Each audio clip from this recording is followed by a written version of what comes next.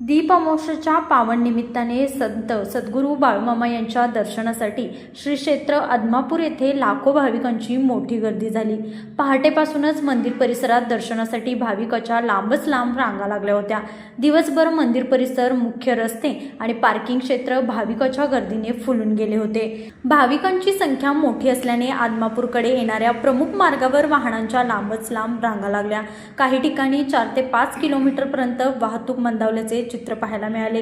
वाहतूक सुरळीत ठेवण्यासाठी पोलीस प्रशासन, मंदिर समिती आणि स्वयंसेवकांनी विशेष नियोजन केले होते। महाराष्ट्रासह कर्नाटक आणि आंध्र प्रदेशातील विविध भागातून हजारो भाविक कुटुंबासह बाळूमामाच्या दर्शनासाठी आदमापुरात दाखल झाले।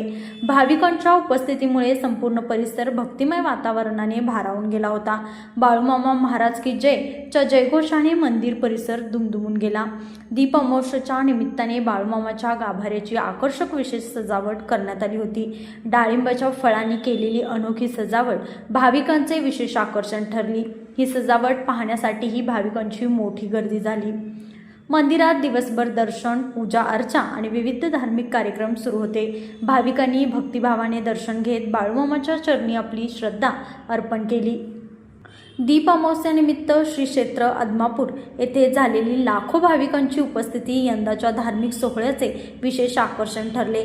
भाविकांची वाढती गर्दी लक्षात घेऊन बाळूमामा देवस्थान प्रशासनाने चोख नियोजन केले होते।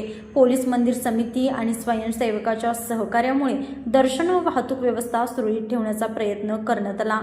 लाईव्ह मराठीसाठी मुरगुडहून सर्जेराव भाट।